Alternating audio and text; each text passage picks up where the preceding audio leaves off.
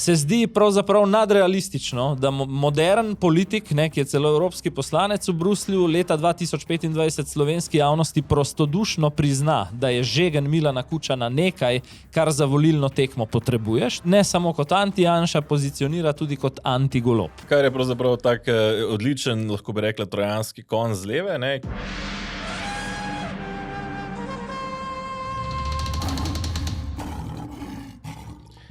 To je tedenski Safari podcast, ki ga spremljajo levi in desni in levi in besni. Pa tudi Janez Janša, partner Aste Vrečko in lovska družina iz Škofljice. Ja, tako nekako povzemava teden, bi lahko rekla, ne, začelo, ali pa najbolj časovno oddaljen dogodek, sobotni kongres stranke SDS, lahko bi rekli tudi eden največjih političnih dogodkov pri nas. Gre za daleč največjo, daleč najbolje organizirano in učinkovito stranko, kar se tega tiče, in temu primeren je bil tudi kongres. Ne, gre za kongres, na katerem glasuje skoraj 5000 članov, kar se zdi za nekatere druge stranke kar neverjetna številka.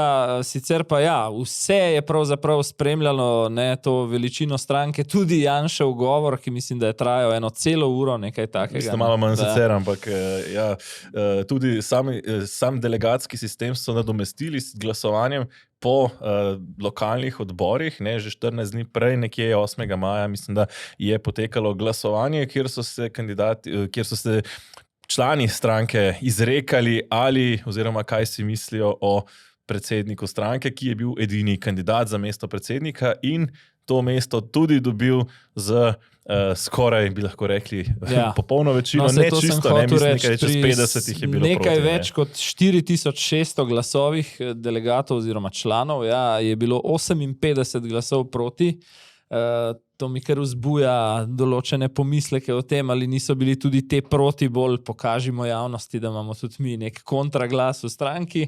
32 let je Janez Janša že na čelu stranke in dodeljen mu je nov 4-letni mandat. Jaz bom to pokomentiral zelo kratko, preveč in predolgo. Že 10. po vrsti, če dodamo. Ne, se je pa Janez Janša v svojem klasičnem slogu razgovoril in analiziral dogajanje v Sloveniji, razmere v Sloveniji, postregel pa tudi z nekaj, lahko rečeva, morda celo presenetljivimi, ne ravno zelo presenetljivimi, pa vendar nekoliko presenetljivimi izjavami. Pogledamo morda najprej kratek kolaž teh izjav. Obstaja ena sama pot. In tej poti se reče koalicija z volivci. In Slovenska demokratska stranka bo do naslednjih volitev gradila samo to koalicijo. Po političnih povezavah z drugimi strankami se bomo pogovarjali o zmagi na volitvah, kaj dejansko Slovenija potrebuje ustavno večino razvoju. Mi vnaprej nikogar ne izključujemo, postavljamo pa zelo jasno bodočim koalicijskim partnerjem dva temeljna pogoja. Prvi je dosledno spoštovanje slovenske ustave in drugič spoštovanje zavez iz resolucije Evropskega parlamenta o obsodbi vseh totalitarnih režimov. Slovenski javnosti in volivcem pa hkrati vnaprej sporočamo, da Slovenska demokratska stranka nikoli več ne bo oblikovala koalicij in vlad brez jasne in trdne programske večine oziroma brez možnosti za oblikovanje in uresničevanje ključnih razvojnih politik. Bomo pač počakali. Tisto, Peter, kar se mi zdi, je, da je to neka otvoritev kampanje, govorim seveda o bližnjih državnozborskih volitvah naslednje leto, ki še nikoli ni tako delila, kot bo ta. To sem skoraj prepričan, zakaj tako menim. Že sama resolucija, programski dokument, ki so ga ob robu tega kongresa potrdili, nosi zelo, za moje pojme, pomenljiv naslov. Vzemi državo nazaj, tvoja je. Moj komentar seveda je, da država ni od nikogar, ampak je nek naš skupni dogovor, kako bomo upravljali pač javne zadeve, dogovor, če hočeš levih in desnih, ne samo ene strani, še manj samo simpatizerjev ene, pa čeprav tako velike parlamentarne stranke, kot je SDS, ampak drugo, kar seveda to želi sporočiti volivcem ob tem, kar je sporočil Janša, je taktika polarizacije. Vsi, ki ste proti trenutni vladi, ali pa če gremo bolj ad personam, ki ste proti Robertu Golobu, pridite k meni, to je prva vaša naloga, ne? Potem pa, če slučajno kdo, ki mu je ime Matej in se piše Tonin ali Anže in Logar, ne, še preživi, se bomo pa potem preštevali mrtve in žive. Ne. Ja, pravzaprav se mi zdi kar pomenljivo, ne, zdaj, če vzamem sam začetek, ko Janša analizira, kaj je narobe v tej državi, ne, Janša pokaže pravzaprav, da je v slovenski politiki eden bolj spretnih analitikov, ne, in poda recimo kar nekih 16 točk, v katerih pokaže razliko med stranko SDS in recimo trenutno vladajočo levico z malo začetnico, ne, v tem kontekstu. In v teh 16 točkah pravzaprav bi se z veliko večino, če ne kar vsemi, pravzaprav lahko zelo dobro poistovetil. Da se navežem, in se strinjal z njimi. Ne? Ko si ravno pri točkah, predvsem 3 sem si jaz izpisal, ki so take, ki se po mojem lahko zelo širok krog ljudi v tej državi, ne glede na ideološko obremenjenost ali strankarsko pripadnost, strinja. Eno je, da kontrapol trenutno vsaj ponuja hitrost najslabšega v razredu. To mislim, da vsi vemo, kaj pomeni. Navezano je tudi na davčno in socialno politiko te države zelo tesno. Točka 2, zelo podobna točki 1, drugi pol želi ustvarjati čim širši sloj odvisnikov od države. To se pravzaprav financira iz teh preobilnih davkov, o katerih že kar nekaj časa razpravljamo. In tretje je spet tesno povezano s prvima 2, ubijanje talenta in vsega napredka v državi z uravnilovko. Recimo v teh 3 točkah jih podpišem, se strinjam, se mi zdijo racionalne in v skladu z dejstvi. 2 sem si pa tudi označil, kjer ni notranje konsistence v tej analizi, in sicer, da levica igra na karto zavisti. Referendum, ki je uspel pred kratkim, je v pomembnem delu igral na karto zavisti, tudi med drugim, ne samo. No, jaz bi sicer dodal, da levica vendarle, tukaj se strinjam z Janšo, da levica tudi igra na karto zavisti, še posebej, ko gre za uspešne podjetnike, še posebej, ko gre za ljudi, ki recimo zaslužijo nekoliko več, za ljudi, ki so tudi morda več vložili in so bolj uspešni. Tako da v tem kontekstu je treba te ljudi obdavčiti, pobrati in tako naprej. Ne? To zagotovo je, bom rekel, delovanje iz zavisti. Je pa res, da tukaj tudi Janša zna uporabiti zavist, kadar mu prav pride. Tukaj je manjkal pogled v ogledalo. Druga stvar, ker se mi zdi, da je ta isti pogled v zrcalce malo izostal, je pa, da ko levica terja spremembe, jih terja zaradi ideologije. Okay. No, tudi recimo zelo jasno bi tle še dodal morda tisto o spolih in tako naprej, ne, kjer pač Janša ostaja v nekem, ko bi rekel, polju normalnosti, ne, ki je danes že ni več tako samo po sebi umevno, kot bi pričakovali. Mi je pa hkrati zanimivo, no, to pa spet bi dodal, ne, da je pa ubesedenje teh stvari praktično identično, kot to recimo počne Viktor Orban na Madžarskem. Ne. Tako da se mi zdi tukaj pa še bolj zanimivo, tudi zelo podobno, kot to počne na drugi strani Robert Golob, pa o tem še bova v nadaljevanju. No, mislim, zdaj prav v teh konkretno Robert Golob, ne, ampak zdaj, ne, tukaj se mi zdi spet super, ne, super si detektiral probleme. Ne. Zdaj pa vprašanje, kako pridi do teh rešitev, ki jih recimo vsaj nekatere zagotovo, tudi Janša zelo dobro navede. Ne. Problem pa je, kako priti do te koalicije, ne, ki bi on hkrati govori o koaliciji za ustavno večino, potem pa poda 2 zelo jasna pogoja. Ja. Ne. Eno je spoštovanje ustave, drugo je spoštovanje Evropske resolucije resolucije evropski zavesti in obsodbi totalitarnih režimov. Pa še tretje, in to je pa prepričljiva večina za programsko sorodnih strank, ne, pri čemer pa reče, da se pred volitvami ne bo z nikomer povezoval oziroma v nekako med vrsticami v bistvu, da bo požigal polje okoli sebe. Ne. Ja, ne, zdaj v tem kontekstu bi najprej, sicer seveda pravi, nikogar ne izključujemo, ne, žal, ne, pa meni, mislim, osebno se mi zdi ironično, ne, oziroma tragično celo bi rekel, da v Sloveniji nek dominantni pol, levi pol, ni zmožen pravzaprav konkretno obsoditi vseh 3 totalitarnih režimov, ne, s čemer recimo vsaj pač... dokler so nekateri botri še pri življenju. No. Tudi sicer se mi zdi, da se to oživljanje celo totalitarne retorike komunizma, ne, se mi zdi, celo iz leta v leto narašča, ne, in želja potem, da bi recimo s tem nekako počistili, je tudi vsako leto manjša. Ne, tako da tukaj se mi zdi pravzaprav neka tragedija, da v Sloveniji nismo zmožni obsoditi vseh 3 totalitarnih režimov, pri čemer glede 2 se vsi strinjamo. Ne. Tretjega, ki pa je bil najdalj časa prisoten, pa nekako dobršen del slovenske politike ne more obsoditi. Ampak ne, v tem kontekstu torej se vse te stranke a priori izključuje, ne, hkrati hkrati potem, kaj pomeni zdaj za Janšo, torej spoštovanje ustave, ne, se tudi sprašujem, ker to tolmačenje ustave, ne, in potem prek ustavnega sodišča in tako, ne, imamo tukaj kar nekaj spolskega terena tudi na področju ustave, ne, kjer recimo se mi zdi to zanašanje na ustavo pravzaprav lahko rahlo spolsko, čeprav spet legitimno, ne, po eni strani bi rekel, vse slovenske stranke bi morale pravzaprav ustrezati tema kriterijima, pa žal velika večina izmed njih ne. In potem ta sorodna koalicija in koalicija z volivci. Ne. Zdaj, potem, kaj neki je to koalicija z volivci? Ne? To je spet neka, bom rekel, floskula, se mi zdi v slogu Roberta Goloba, pravzaprav, ne? Kjer koalicija z volivci ne pomeni nič. Vse stranke so po svoje v koaliciji z volivci. Vse stranke pač skušajo vzpostaviti nek odnos z volivci, zato da bi jim volivci zaupali, da bi potem jim dali glas in nekako to izpolnili. Ne? Skratka, ta koalicija z volivci pravzaprav kaže neko pravzaprav sporočilo nekaj nečesa povsem drugega. Ne?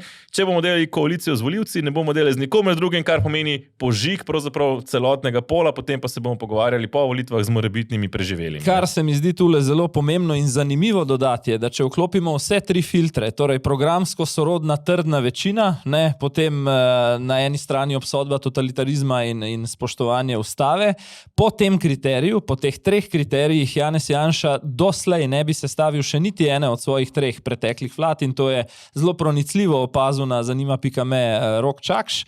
Namreč tudi prva Janševa vlada, ki je bila najbolj nesporna v smislu neke večine in zmage na volitvah 2-4-2-8, je imela Desus, ki bi res težko rekli programski partner, pač pa bolj pragmatičen interesni partner in zdaj pa pri nečem drugem. Ne? O čem se tudi sama zdaj nekaj minut pogovarjava? O preteklosti. Spomni se pretekle epizode, govorila sva, da je Blaž Brodnjak navdušil, kupil slovensko javnost z vizijo prihodnosti. Janez Janša je ogromno govoril, ne? Pretežen del tega govora je namenil preteklosti in drugo, kar ne navdušuje, je to, kar je rekel, čakal bom. Ne? Se pravi, on je v bistvu sebe umaknil z police na nek način, ne? Partnerjev tako in tako ne bom imel v kampanji in če ne bo trdna večina, kar jo praktično ne prešteješ po nobeni formuli te trdne večine, potem bomo čakali. Ne? Skratka je bazi, ki že itak pravi, da... že čaka, že tako, zelo dolgo čaka. Ki pravi, da je demokratična opcija tej državi vladala manj kot 10 let od 30-ih, ne?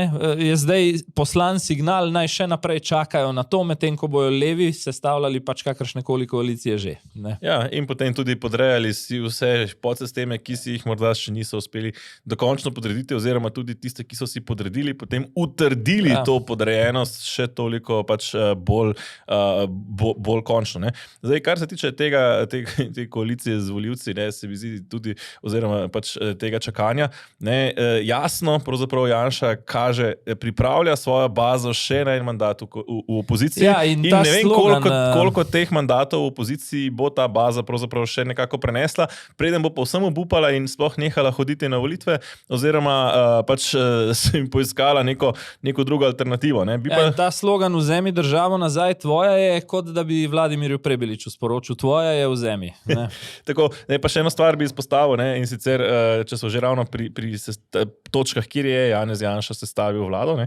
Leta 2004 je bila široka koalicija strank, kjer se recimo ustanovil ta Zbor za republiko, ki je nekako širše povezal celoten, bomo rekel, ta desni pol.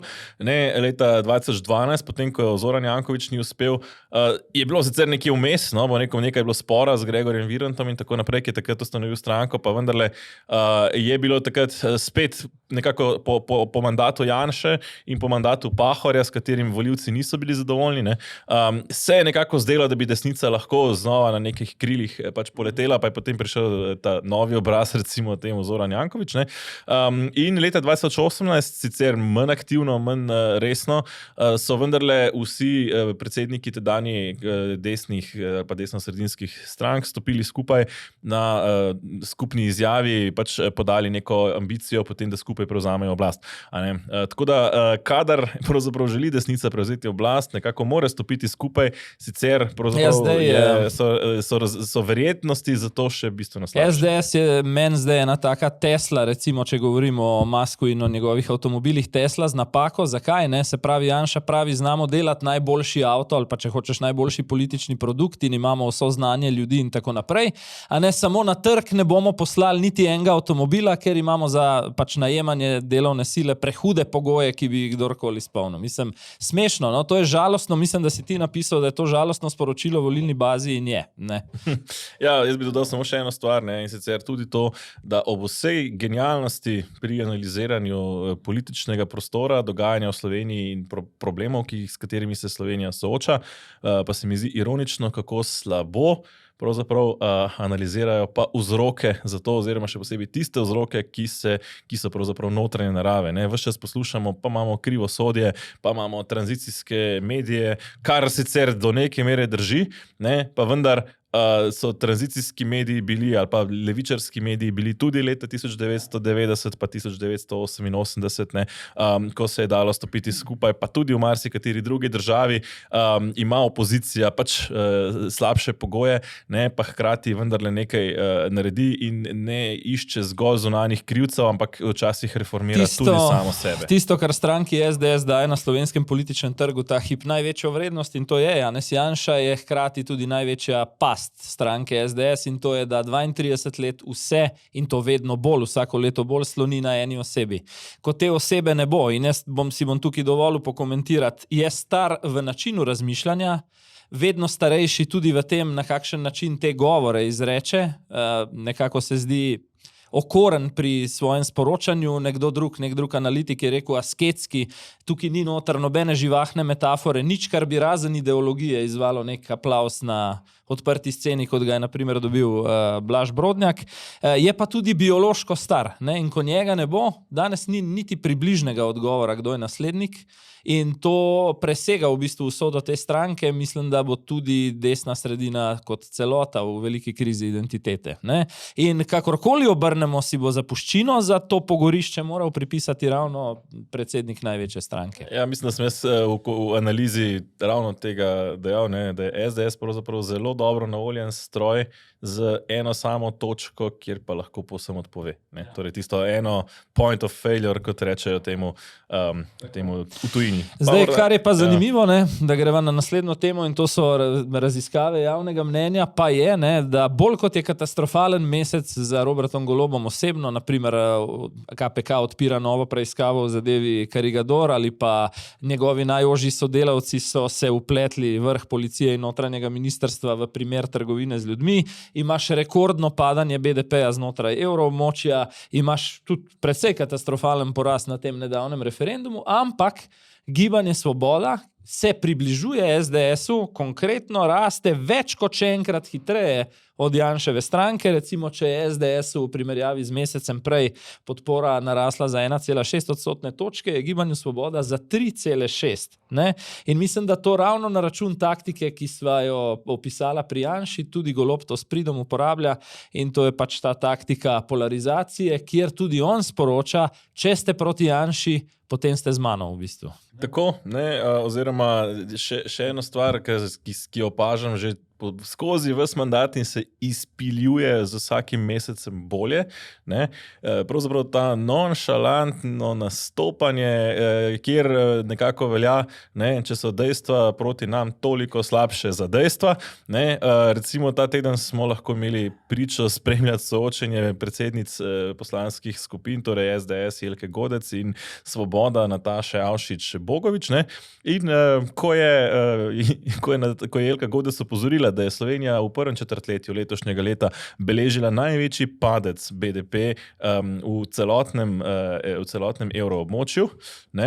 Pravzaprav smo lahko slišali odgovor, napoved gospodarske rasti je še vedno pozitivna, celo visoka, najvišja superlativih, to, da je pa eno četrtletje negativno, to nas pa ne zanima. To pravzaprav je irelevantno z njihove strani, tako smo nekako slišali. In ta način, ko pravzaprav vehementno ti poudarjaš neke stvari, kako smo po ne vem katerih kazalcih pač odlični, po tistih, ko pa nismo odlični, so pa itak krivi, je pa OECD nesposoben, ko meri davčni primež, pa Nemška gospodarska zbornica nima pojma, ko opozarjati, da smo še lani bili prva destinacija za nemške investicije, leta smo že padli na 9. mesto in tako dalje. Ne? Padec industrijske proizvodnje, to so stvari, ki nas ne zanimajo, ker pač po neki drugi anketi se ljudje v Sloveniji počutijo dobro. Zakaj vehemenca in manipulacija nista kaznovani na anketah, imaš pa odgovor v bistvu, kar jih hočeš. Eno je vpliv na medije, zalivanje medijev z državnim in paradržavnim denarjem,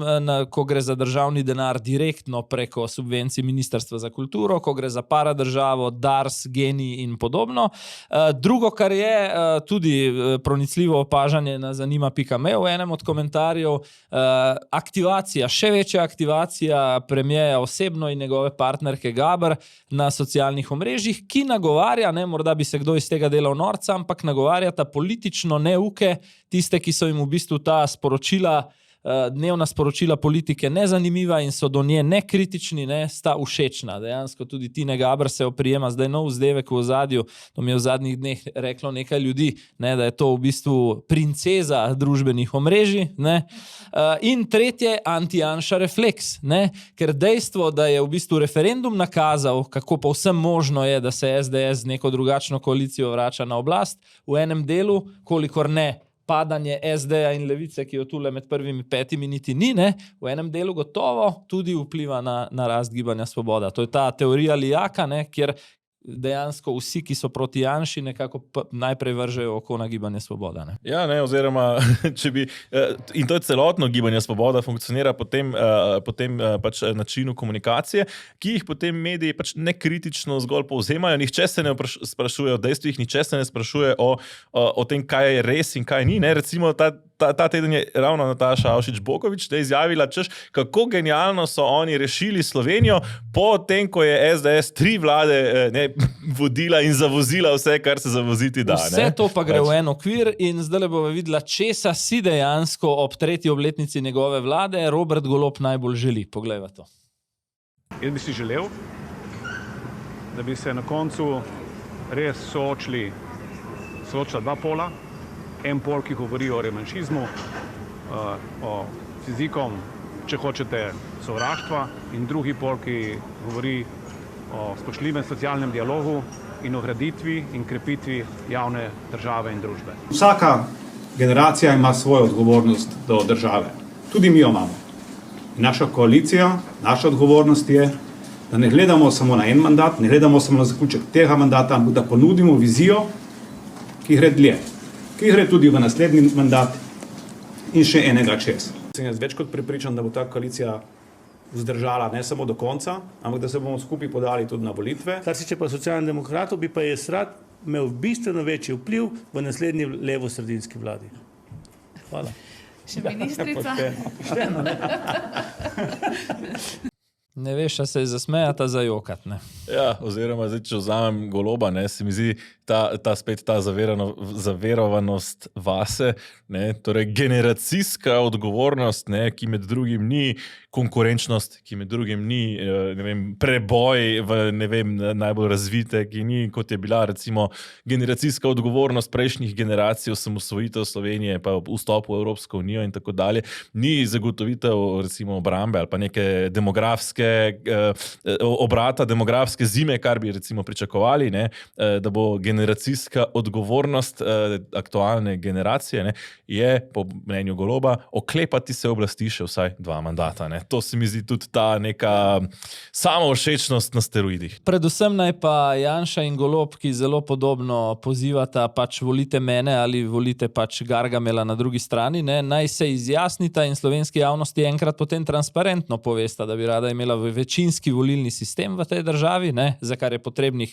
60 glasov v parlamentu in sprememba ustave, ker dejansko vse, kar počneta, vse te marketinške PR aktivnosti in ta sporočila, ki so izrečena, pa nagovarja Slovence v smeri pozabite na male stranke, kot eno opcijo izberite SDS, kot drugo opcijo izberite Gibanje Svoboda. Ne. Ja, pri čemer se zdi, kot da je to dogovor, ki bi bil všeč obema, pa poguben za Slovenijo. Ne? Po eni strani bi na ta način Janez Janša dobil absolutni nadzor, absolutno kontrolo nad celotnim desnim polom, ne? Brez kakršnekoli resne konkurence. Ne?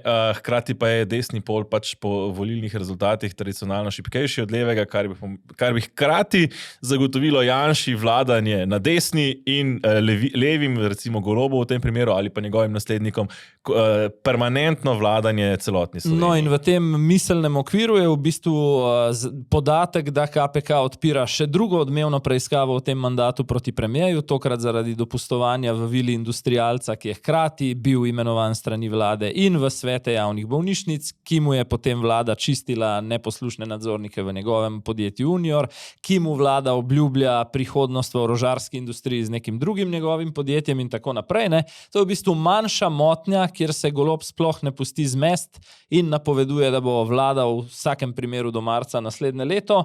Zdaj rekel bom tako, da je tu več problemov, ki kažejo, da je evidentno šlo za korupcijo. Eno je, da je zdaj bolj kot ne javna skrivnost, da se Golob ni izločil pri glasovanju o Tomažu Subotiču. To je drugo, kar je bilo do zdaj malo preveč zamolčano, je, da je v tem času Golob tudi začasno vodil zdravstveno ministrstvo, ker ni imel ministra na tem resorju po menjavi Loredana.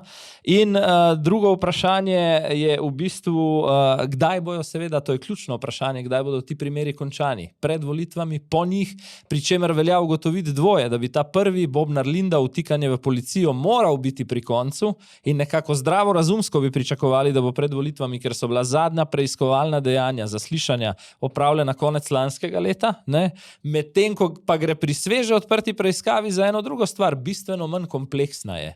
Nekaj strani dokumentacije, ki jo bo potreba zbrati in potem dati ugotovitve od sebe. Ne? Ja, ne, pa vendarle Golob obrača. Ne. Sploh, bova o tem še v tej dodatni special epizodi, ne, o treh letih tako, vlade Roberta Goloba, kjer je ena stalnica, ne, povsem spreminjajoče se izjave Roberta Goloba in to lahko celo na tedenski ali pa dnevni ravni obrat za 180 stopinj širše. Ne. Tako da, in to je spet značilno tukaj, ne, o vehementne obljube pred volitvami, seveda, če bi KPK ugotovila neskladje, ne, oziroma kršenje integritete in korupcijo, bi odstopil. Ne, zdaj se o tem nikakor ne govori. Ne, delno pa pri tem pomaga, ne, pravzaprav lahko bi rekla celo obvladovanje medijev s pomočjo korenčka in palice. Tako. Po eni strani, ne, na eni strani imamo medijske monopole oziroma močne oglaševalce, tako v obliki GEN-I kot v obliki serije državnih podjetij, kot so Petrol, Slovenske železnice, Pošta Slovenije, Telekom Slovenije in podobno, ne, ki so za večino medijev pač ključni za preživetje na področju oglaševalskega kolača, ne, kjer je jasno in se tudi empirično potem vidi, da če kakšen medij se tej narativi upre, pač ta korenček izgubi, ne? In potem pride še kakšna palica, ne, ki jo recimo zdaj dajo v predal v obliki medijske inšpekcije ali pa medijskega zakona, trenutno v predalu pa še kakšna druga, ne, bi lahko prišla, ampak to je tisto, kar blokira pravzaprav ali pa kar zavira, ne, še enega igralca, ki se resno razmišlja, da bi se podal na ta politični pol, ne, sicer na levi. No, se to sem hotel reči. In zdaj v ta poenostavljeni črno-beli svet, kjer sva jaz in Janez, ne, ali pa obratno jaz in Robert, in kadar sodijo meni, je to krivosodje, in kadar odpre KPK preiskavo, je to pričakovano nagajanje kogarkoli že, ne, vstopa neka motnja. In ta motnja je nov igralec, o katerem govoriš, Vladimir Prebilič, ki moram reči, da je dal v sredo en zanimiv intervju za žurnal 24, daljši intervju, v katerem se je, bom rekel, nepričakovano, iskreno razkril glede svojih sestankovanj v zadnjem času. Morda začnem z tistim najbolj odmevnim razkritjem, da se je dobil z Milanom Kučanom, da sta imela dober pogovor. Kučana ocenjuje kljub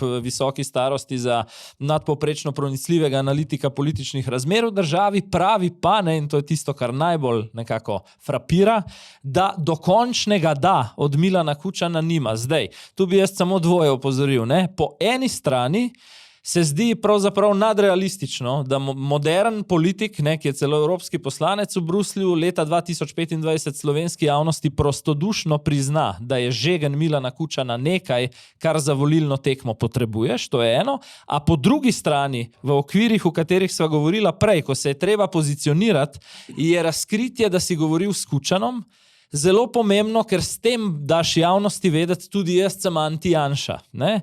Tam, kjer pa dela potem Prebilič razliko do Goloba, ne? Pa je prav dobesedni navedek, da bi bila Anže Logar in NSI dobra partnerja v neki bodoči morebitni koaliciji, s čemer pa se hkrati ne samo kot anti-Janša pozicionira tudi kot anti-Golob.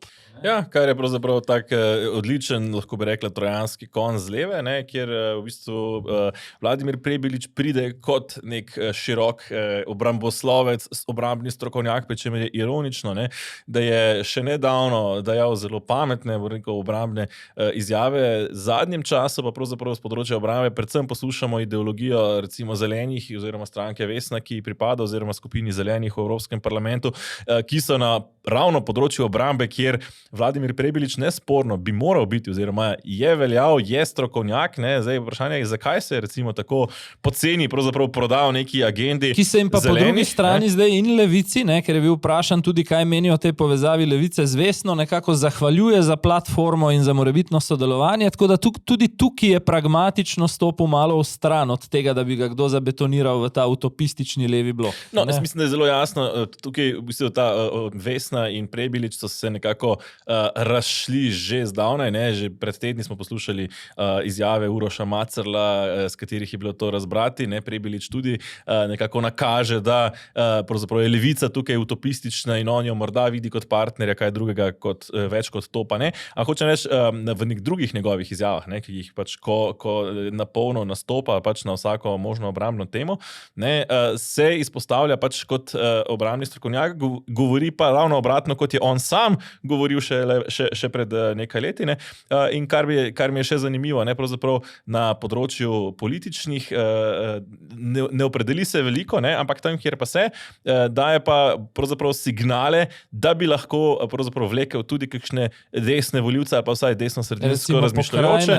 Ne? Ko ga vpraša novinarka, kaj bi bile prvi zakon, ki bi se ga lotil, ali pa če bi imel neomejeno politično moč, česa bi se lotil, reče, ne, decentralizacije in ustanovitev pokrajin, tudi recimo sodelovanje z Anžetom Logarjem in NSI-jem se mu zdi sprejemljivo. Pol manj ministrstev, ne, v primeru uvedbe pokrajin in lokalno upravljanje z veliko količino denarja, s katero zdaj pač upravlja vlada Golob osebno in njegovi ministri. Ne. Tako da rekel bi, poglej, pozicioniral se je po eni strani, ne, s tem, ko pravi sedim s Kučanom, je jasno rekel, sem anti-Janša. Potem je eksplicitno rekel, koalicija z SDS-om je nemogoča, torej spet anti-Janša. Potem je rekel, vidim partnerje na desni sredini, se pravi tudi anti-Golob, ne, in na koncu je še vsebine dal neke te, ki spominjajo na program recimo NSI ali SDS-a, torej dejansko se vzpostavlja kot ta neka tretja ponudba med dvema, ki želita narisati brezizhodnost, ne, ali eno ali drugo. Pričemer se zmeraj bolj kaže tudi to, ne, da pravzaprav tista trda linija anti-Janša bo Robert Golob, svojo koalicijo obstoječih, ne, strank Vladimir Prebilič pa bo prišel zraven kot tisti lovilec za razočarane volivce te koalicije, ki pač Roberta Goloba ne želijo več videti. Hkrati tudi svojim morebitnim simpatizerjem sporočam, malo sem preveč neobvladljiv za Kučana, da bi mi dal dokončni da, kar je komu tudi, sicer komu levemu tudi lahko simpatično. Ne? Ja, ne, tako da v tem kontekstu mislim, da predvsem lovijo tiste neke klasične novi obraz voljivci, te pa vemo, da jih ni malo, oziroma na koncu odločijo volitve in so potem tisti, ki sestavijo vlado. Slišim pa, da ga čaka obračun na polno, tarča naj bi bilo njegovo dolgoletno županovanje v Kočevju, bi pa kle neki rekel, lahko naredijo Prebiliču pri Golobovih s tem tudi uslugo. Namreč najbolj enostavno, kar bi lahko na morebitne očitke iz županske kariere Prebilič odgovoril, ne, bi bilo, poglejte jih, kaj počnejo, saj so v smislu obračunavanja s političnimi tekmeci isti kot Janez Janša. Ne? Ja, ali pa še hujši, ne, še posebej, ko gre potem za serijo afer, ne, kjer spet lahko rečejo, pravzaprav kar servirajo na pladnju in spet stranka čistih rok. Prebiliču, ne. Ja. Asta Vrečko, ne, je podelila oziroma podeljuje kar svojemu zasebnemu partnerju, ne, Sašu Slačku Brleku, ne, 3 leta drugače, ne, oziroma projekt. Ne, Ja, da pojasniva. Na Fakulteti za družbene vede poteka nek raziskovalni projekt. Zanimivo je, da se tiče pluralizacije, raziskovanje pluralizacije medijev, kjer je dvoje problematično. In da je Sašo Slaček, torej partner ministrice, ki dodeljuje sredstva za projekt, ne, in drugo, da se loteva te občutljive tematike kot jasno strankarsko opredeljen kader. Je tudi namreč vpliven član Levice, ne samo ideolog, partner ne, predsednice. celo, in seveda kot ideolog stranke bo ocenjeval, kateri mediji so svobodni in neodvisni in kateri niso. Ne. Sej, tega smo pravzaprav od te vlade že vajeni. Ja, drži. Tisto, kar je pa tule še posebej pomenljivo, pa je, da je fakulteta vendarle svoj del, vsaj kar zadeva to integriteto ali pa ta videz, ne, odigrala in je ministrstvo preventivno opozorila ob dodelitvi sredstev, da bi lahko bil problem, ker na projektu 3 leta sodeluje tudi partner predsednice stranke Levica, ne, in Ministrstvo za kulturo ni odreagiralo na to njihovo pisno, ne, opozorilo. Zakaj le? Konec koncev je to 3 leta, ne, tega, kar bo partner prispeval v družinski proračun. Ja, vse ostane v družini, ne, bi lahko rekla. Ne. V družini bodo očitno ostali tudi nekaj več tistih zaslužkov na področju Airbnb-a za tiste družine, ki imajo kakšno stanovanje, ki ga oddajajo. Ne. Vlada pa je tudi tule umika, zakon, sporni Matjaža zakon o Hana gostinstvu. in predvsem državnega sekretarja Frangeža, ki se je še par tednov nazaj, kot sva pokazala, prepiral z predstavniki najemodajalcev, ne, o tem zakonu, jih je srečala pamet in zdaj to pospravljajo v predal. Prepričan sem, da predvsem v strahu pred kakšnim predvolilnim referendumskim valom. Zakon je bil radikalen, omejeval je oddajanje v turistične namene, kratkoročno oddajanje na 2 meseca v letu, pri čemer je v Ljubljani župan še posebej rekel, da sta to samo julij in avgust, ne kar. Ja, ko smo že pri Frangežu, jaz bi izpostavil še eno stvar, ki je tudi značilna za to vlado, ne, in se mi zdi pravzaprav cinična. Ne. Ravno danes sem poslušal, ne, Frangeža, ali pa včeraj je bilo to, zdaj ne vem točno kjer dan, ko je izjavil, ne, češ vedno gospodarstvo bije plat zvona, ne, češ da bo nekaj katastrofa, potem pa vendarle nekako zvozimo. Ne. In isto se mi zdi v zdravstvu, ne, češ da se zgovarja, celo se pravi, pravzaprav je to signal, ne, gospodarstvu ali pa zdravnikom, ne, ki z zadnjimi atomi močmi ali pa zadnjimi inovativnimi rešitvami nekako iščejo preživetje, ne, sporočajo pravzaprav, češ neumni ste, da poskušate preživeti, ker to nam daje signal. Sej vas lahko še dodatno obremenimo, nismo vas še zlomili. Ali pa v mojem prevodu, ki seveda jim ne bo všeč garnituri te vlade, a ne, ob še tako idiotskih ukrepih vlade vam nekako le uspe dati konc meseca nekaj v lonc. Ampak na tej točki mislim, da potem, to je pa za moralo, no, mislim, da se mi zdi pa obupno, ne, oziroma signal, pač, torej ne delajte, ampak pravzaprav, ne, če boste še malo uspešni ali pa če boste še kaj naredili, vas bomo pač še dodatno obdavčili, ne, tako kot intermezzo. V luči izogibanja referendumu, ki sem omenil, ne, govori se o možnosti 3 vsebinsko glede evtanazije, glede medijskega zakona, ki je sicer tudi v predalu in na hladnem, pa glede pokojninske reforme bi omenil še zanimivo navodilo vodstva Svobode s svojim ministrom in sicer naj vse ukrepe, te malo bolj strukturne, resne, ki jih še načrtujejo do konca mandata, spravijo pod streho pred parlamentarnimi počitnicami, po domače rečeno pred poletjem. Kaj nam to sporoča? To nam sporoča, ne, medtem ko se je o tej isti stvari pred kratkim prepiral z voditeljico na RTV Golob, ne, ki mu je rekla, da v zadnjega pol leta težko kaj veliko naredi, pa je rekel, se absolutno ne strinjam. Ne. Točno to sporoča, da do volitev 2026 že iz svete previdnosti, da jih ne doleti še kakšno ljudsko glasovanje, ne bodo počeli absolutno nič, razen kot si se ti enkrat izrazil, greli stola, na katerem bi lahko bil tudi kdo drug. No, in podali kakšen predvolilni bombonček, no, glede referendumov bi podal še eno oceno, ne, sicer pokojninska reforma je zanimiva iz enega vidika, ker ni to pravzaprav SDS-ov referendum, ne, če bi do tega referenduma prišlo, se pravzaprav zdi, da bi najverjetneje podpise zanj zbrali sindikati, ne, ki so pa na tem področju tisti sindikati, ki bi zbirali podpise ideološko glede pokojninske reforme, še bolj levo od aktualne vlade. Ne. Tako da tukaj imamo pravzaprav spopad, kjer bi prišlo do takega zanimivega spopada, recimo znotraj levega pola, ko bi se pravzaprav leve strukture spopadle med sabo, verjetno pa bi v SDS SDS oziroma na desnici odprli kokice in prilili malo olja na ogenj. Vse tri teme, ki sva jih omenila v povezavi z morebitnimi referendumi, je možno dobiti. Medijski zakon, če je šlo tukaj recimo pri pokojninah umetnikov za 100, morda 150 teh ljudi, za nek omejen zgornji znesek na leto, koliko nas to stane, gre dejansko pri zalivanju medijev iz državnega proračuna za bistveno večje denarje in, ker smo bili prej na karti zavisti, povedati recimo Slovencem, da v glavnem država subvencionira, ko gre za medije, astronomsko za slovenske razmere bogate lastnike, ki se ukvarjajo z gradbeništvom, reciklažo in podobno, bi verjetno sprožilo še veliko močnejši refleks kot nekaj 10 umetnikov. In še posebej je medijski zakon se nanaša tudi na vse, ki imajo račune na družbenih omrežjih in kdaj kaj komentirajo. Pri pokojninski reformi se strinjam s tabo, tukaj bi tudi znotraj levega pola prišlo do ravsa in glede eutanazije, zelo na kratko, se mi zdi, da je to tako velika družbena sprememba, ki terja tako dolgo in tudi na nek način bolečo družbeno debato, da bi v bistvu povprečen volilec, ne glede na svojo strankarsko ali ideološko opredeljenost, težko sledil liniji, na kateri je aktualna vlada.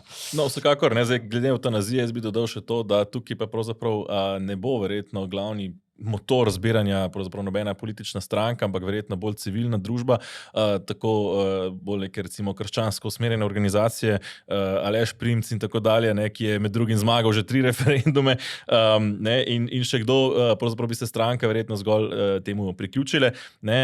In o eutanaziji smo se pogovarjali pred evropskimi volitvami, kjer je bil rezultat zelo tesen, praktično brez kampanje. Vlada je sicer, oziroma društvo Srebrna nit je nekoliko omilila, pa vendar pravzaprav se zdi zgolj zakamuflirala to samo eutanazijo, pravzaprav češ, da bo posameznik, ki bi se želel eutanazirati, sam vzel, torej da ne bo ga zdravnik ubil, je pa še vedno na zdravnikih pravzaprav vse ostalo, tako da če bi uspeli v kampanji pokazati pravzaprav, da gre tukaj zgolj za prevaro in da se zdravnikom vendarle nalaga pravzaprav ubijanje ljudi na mesto zdravljenja, mislim, da bi tudi ta referendum lahko uspel, kaže pa pravzaprav dejstvo, da so medijski zakon umaknili, kaj bo glede eutanazije in pokojninske reforme, ni še jasno. Ta teden smo imeli obravnavo eutanazije, ampak bolj se zdi celo kot kontro SDS-u, ki je zahtevala izredno sejo za odpravo tistega Titovega zakona, ki je ostal zdaj po prejšnjem referendumu, in zdi se, da so se dejansko na te referendumskega poraza, ki so ga doživeli pravzaprav na zadnjem referendumu, kar precej ustrašili. V ozadju imamo pa tudi porazne, vsaj v prvem 3 meseču porazne gospodarske rezultate. Danes pač, ko to snemava, je 2 dni, odkar je sklicala opozicija nujno sejo Komisije za nadzor javnih financ na temo tega največjega padca BDP v evroobmočju, in potem je bilo prav zanimivo spremljati, kako različne so diagnoze, zakaj se nam to v prvih 3 mesecih dogaja. Predlagam, da najprej pogledava kratek posnetek, pa pokomentiramo. Delež prispevkov, torej delavca in delodajalca, ter dohodnine v stroških dela za samsko osebo brez otrok, izračunano na povprečno plačo za leto 2024, je v Sloveniji 44,56%. Poglejte, kje so pa države OECD-ja, na 34,92%. Zdaj, kot je bilo javno predstavljeno tudi strani Statističnega urada Republike Slovenije, je eden od agregatov, ki je našo gospodarsko rast poganjal navzdol, tudi zastoj v investicijah podjetij. Kaže na to, da se res nahajamo v enem izrazito negotovem trenutku v teku zgodovine.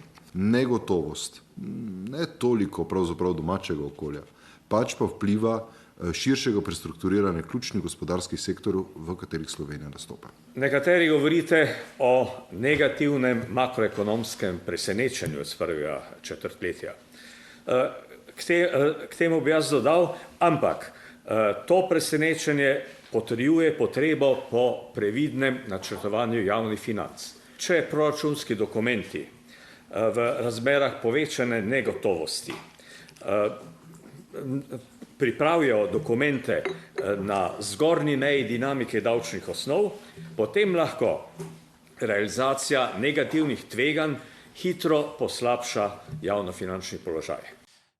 kar je na prvo žogo razvidno iz teh treh izjav, je, da stroka, se pravi, težko je očitati, da šef fiskalnega sveta, ki je na koncu nalil čiste vode ali pa vina, ni strokovnjak na tem področju, in opozicija, torej predsednik Komisije za nadzor javnih financ, govorijo isti jezik, opozorila sta in izrazila svoje stališče, da je padec BDP-ja predvsem posledica davčnega primeža 10 novih dajatev v zadnjih 2 letih in da je to tisti razlog, medtem ko državnega sekretarja na gospodarskem ministrstvu poslušamo spet o teh nekih manj otipljivih zunanjih dejavnikih, pri čemer na koncu, kar pa tudi bova še pod rubriko trampovanje, sploh tega, o čemer govorijo, ni. Carin, taks in vsega tega sploh ni. Zdaj, on pravzaprav se posredno samo do tega ne opazi, tudi on strinja z opozicijo, ko reče, da je pravzaprav zastoj v investicijah. Ampak zakaj je prišlo do zastoja v investicijah? Zakaj neko podjetje ne bi investiralo zaradi tega, ker je preveč dalo za dajatve? Ker to ogroža. Nemška gospodarska zbornica, spet se bom vrnil tja, lani smo bili med prvimi, letos smo že šele na 9. mestu. Oziroma zabava me tudi, ko sem te dni poslušal, da je mislim, da je Slovenija 23. najmanj obdavčena v Evropski uniji. Torej je 4. ali 5. najbolj, ampak spet ta medijski narativ, ko se mi zdi, da smo iz tistega šale, ko gre sta Hruščov pa Kennedy teč, pa je Kennedy prvi, pa Hruščov drugi, pa ruski mediji potem o tem poročajo, da Hruščov odličen, drugi Kennedy pred zadnji. Mislim, da smo že na tej ravni praktično na področju poročanja oziroma na področju vladnega komuniciranja stvari. Torej, Slovenija je odlična druga, oziroma vsi, ki so pred nami, so pa pred zadnji. Zdaj, tisto, kar zelo skrbi, je ta informacija, ki jo je dal zelo neposredno predsednik fiskalnega sveta, in to je, da dejansko vsi te rekordni proračuni, ki jih spremljamo 3 leta pod Golobovo vlado, temelijo na najbolj možni zgornji postavki davčnega zajema oziroma pobranih davkov. In to je to, kar čutimo, jaz in ti, pa potem seveda srednja in velika podjetja, da nam torej vzamejo vse do zadnjega centa, kar lahko. In na tem temelji celotna politika v ozadju Golobove vlade. Zdaj, pazi pa to, ne vem, če veš, do velikega absurda je potem prišlo na tej komisiji pri glasovanju o sklepih. Ti bom najprej povedal, kaj so sklepi bili. Meni se zdijo res zdravorazumski. Poglej, prvi sklep, predstavnike vlade pozivamo, naj se vzdržijo izjav, ki bi gospodarstvo spodbujale k selitvi poslovanja v tujino. To je prvi sklep. Potem, vlado pozivamo, naj spreneha s politiko uvajanja novih in povečevanja obstoječih bremen. Tretji sklep, pozivamo k celovitvi razbremenitvi dela, se pravi za prispevki in davki, in zadnji sklep, pozivamo k pripravi načrta zmanjšanja birokracije, krepitve konkurenčnosti in krepitve stabilnosti poslovnega okolja. In pazi zdaj, vse 4, celo to, naj se ministri vzdržijo izjav, ki podijo podjetnike v tujino, 4-krat proti od poslanca Gibanja Svobode Branka Zlobka in 4-krat je glasoval proti tudi Milan Jakopovič iz stranke Levica.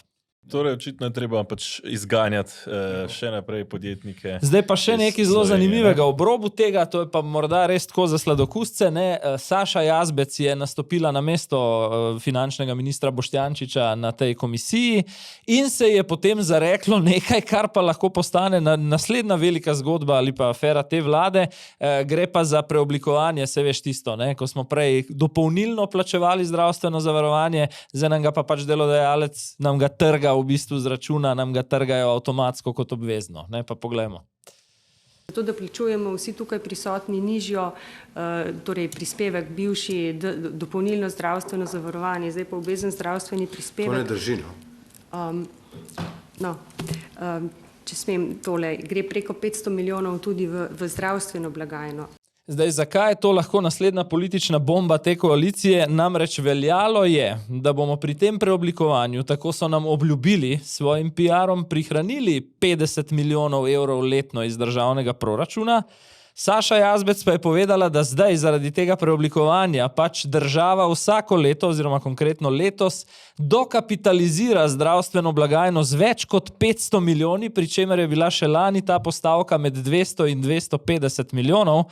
Zdaj, za kam ta denar gre, Vsi, ki kaj vedo, tudi bivši ministri med njimi, marsikateri, pravijo, da je zdravstvena blagajna vir korupcije v zdravstvu. In torej zdaj ima ta zdravstvena blagajna še enkrat več davkoplačevalskega denarja, kot ga je imela še lansko leto. Ja, in namesto, da bi zavarovalnice ustvarile 50 milijonov dobička in ta dobiček potem tudi seveda plačale davek od njega in se z njim razvijale, ne, zdaj vsi skupaj plačujemo dodatnih 500 milijonov. Ne, pričemer zdaj se tukaj zdi, sej položnice so zdaj nižje, ne, ker se govori, če zdaj plačujemo 37 evrov, če bi pustili zavarovalnicam, bi zdaj plačevali 50 evrov. Ne. Pri tem pa vsi pozabljamo, ne, sploh pa vlada računa na to, da bomo vsi lepo pozabili, da pravzaprav tudi državni proračun je tisto, kamor mi vsi plačujemo. Ne. Torej, če iz državnega proračuna gre 500 milijonov nekam, ne, to pomeni, da vsak Slovenc plača pač temu primerno več davkov, ki jih sicer ne bi bilo treba plačati. Pač, ker to plača prek davkov, ker to plača njegov delodajalec, že preden on sploh dobi plačo, povprečen Slovenec tega ne opazi, ne, ampak na koncu smo plačali še vedno to mi iz svojega lastnega žepa. Ne, tako da to je spet en ta prijeten natek, ne, kjer pač se vlada zanaša, ne, pravzaprav na to, da Slovenci ne spremljajo dogajanja in da so finančno in politično pač izrazito nepismeni. In zdaj, ko si pri denarju, pri nategu in pri tem, kar pa Slovence definitivno zanima, ne, pa smo pri v bistvu naši zgodbi, odprli smo jo na zanima.me in to je v bistvu neka vojna na slovenski estradi, na eni strani med duom Mareja, ne, Marjetko in mislim, da je Alešem Volkom.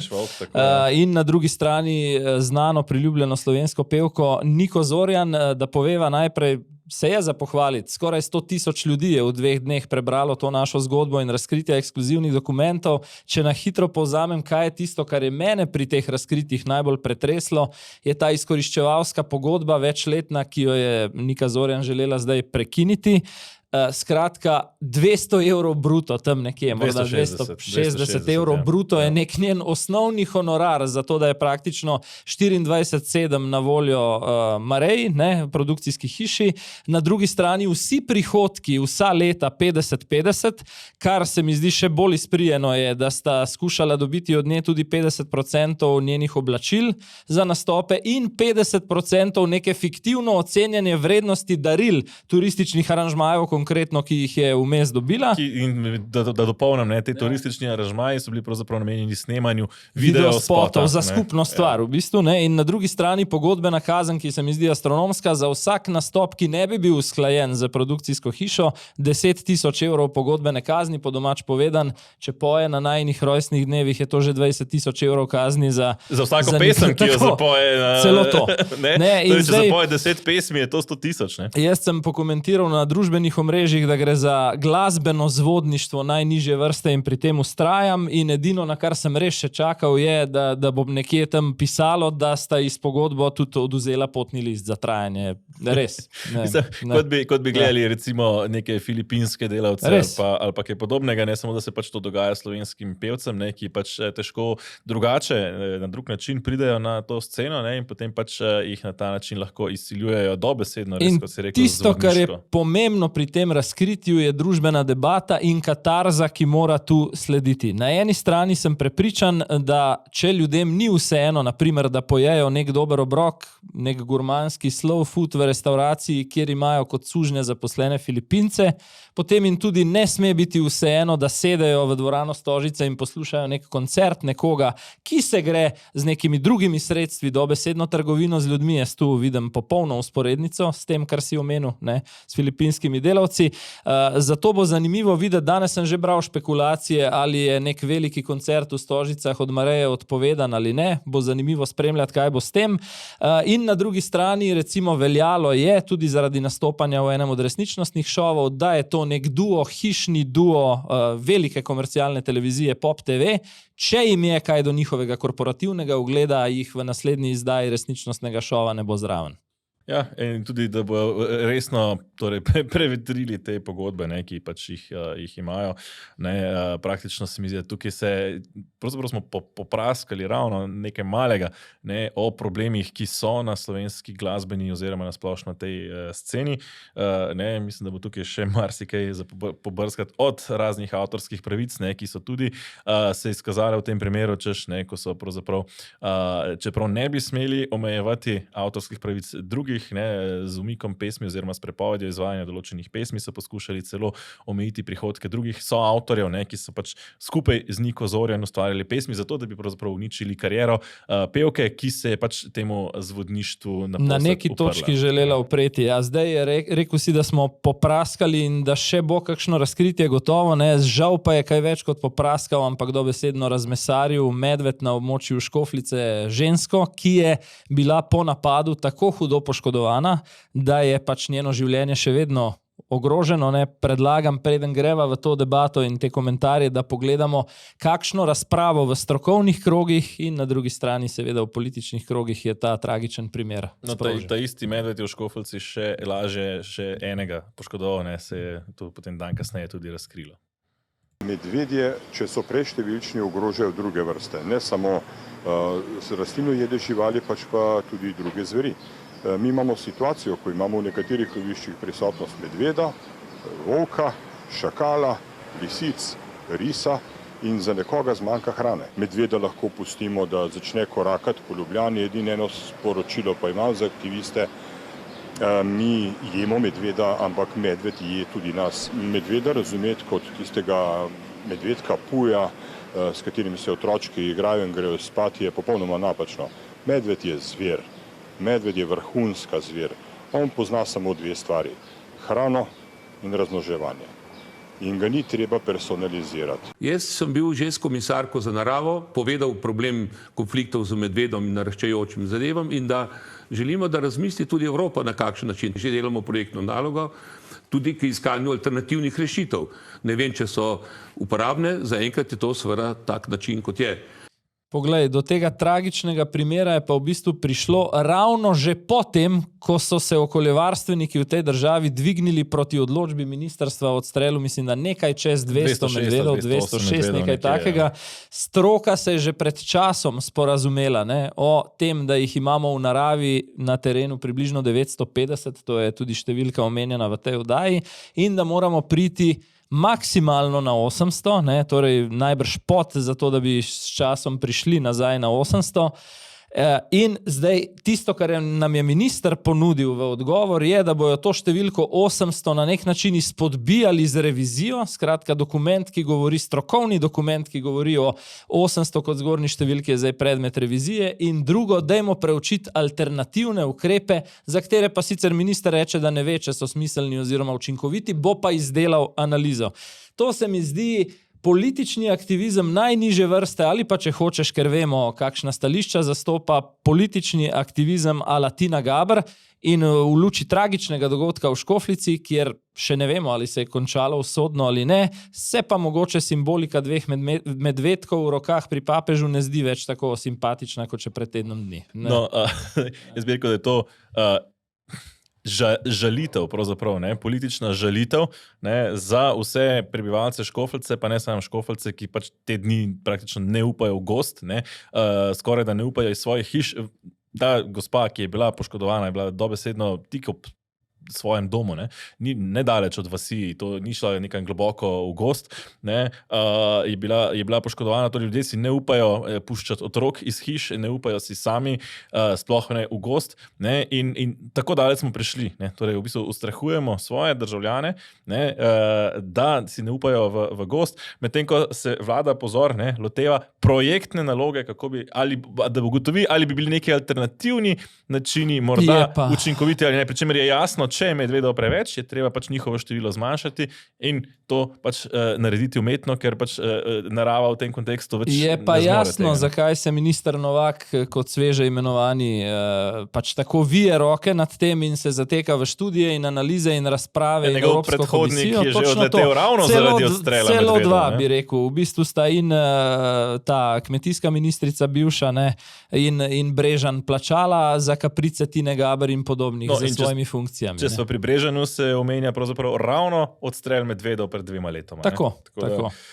No, ko smo pri streljanju, ne, pravzaprav v četrtek, ne, se je Nataša Pirc Musar, ne, podala na poklon žrtvam v Kočevskem Rogu, ne, kar pa je po svoje precej razdvojilo slovensko javnost. Ne? Po eni strani bi lahko rekli lepo, da se tudi predsednica pokloni tem žrtvam, po drugi strani pa bo za te žrtve ravno tradicionalna slovesnost, ki poteka že 36 let prihodnjo soboto, ko bi recimo lahko pričakovali obisk Nataše Pirc Musar, ki bi pač v tem primeru predsedniško povzdignila to slovesnost, tako pa pravzaprav Nataša odhaja na svojo lastno slovesnost v organizaciji Ministrstva za obrambo, kjer pa se šušlja, da pravzaprav je to pobuda Nataše Pirc Musar. Jaz bi rekel samo to, ne, da kar se tiče Kočevskega roga, smo videli v zadnjih letih že toliko cinizma, ne, in pravzaprav ponovnega poniževanja žrtev, predvsem pa njihovih svojcev, ne, začenši že s tisto slovesnostjo, tako imenovano spravno slovesnostjo, ne, leta 1990, ko so pravzaprav komunistična partija, ne, prišla v njenem imenu Milan Kučan, si dal roko z Alojzijem Šuštarjem, praznovanje pa je potekalo, oziroma obeležitev pa je potekala na Breznu pod Krenom, kjer ironično skoraj da, mislim, da ni nobenega Slovenca, ampak pretežno Črnogorci. Ne, Slovenci so ležali nekaj kilometrov stran v Breznu pod Macesnovo Gorico, kar se je odkrilo pravzaprav šele pred nekaj leti in zdaj, ko bi jih radi pokopali v prestolnici, kamor pač kot del naroda pravzaprav sodijo, ne, zdaj še vedno ležijo v plastičnih vrečkah v komunali Kočevje in vlada jih cinično zdaj poskuša pokopati v Škofji Loki, da bi nekako zaključili to poglavje in da torej v Ljubljano te žrtve nikoli ne bi prišle. Zdaj jaz to stvar vidim tako, da je prišla v Kočevski rog, ga obiskala, se poklonila žrtvam, je verjetno gesta, za katero je ocenila, da ji pri tem desnosredinskem delu volivcev koristi. Ne. Prav tako je glede udeležbe na uradni slovesnosti verjetno ocenila, da bi to pri nekem drugem delu levosredinskih volivcev utegnilo rahlo ali pa precej škoditi, ne, pri čemer bilo je storjeno v preteklosti in bilo je zmagovito, govorim o Borutu Pahorju, ki je bil znan borec za neke zametke, vsaj narodne sprave pri nas, ki je to naredil dvakrat, na hitro sem preverjal, ker je težko pregledati spletni arhiv, dokaj razdrobljen glede tega. Dvakrat je to storil kot aktualni predsednik republike, potem pa enkrat še po izteku mandata kot nekdanji predsednik republike, tako da če se v angleški frazi it was done before in nikogar ni ubilo. Ne? Ja, in to z bistveno večjim stilom, kot recimo pa to počne ameriški predsednik, ko se dogaja, lahko bi spet rekli, trampovanje, nekako 3 točke. Ne? Trump je naposled ugotovil, da je Putin nor, ne, še naprej bije vojno s Harvardom glede tujih študentov. Glede tega, da je Putinove psihološke diagnoze, deva pogledati to simpatično izjavo. I don't know what the hell happened to Putin. I've known him a long time, always gotten along with him, but he's sending rockets into cities and killing people, and I don't like it at all, okay?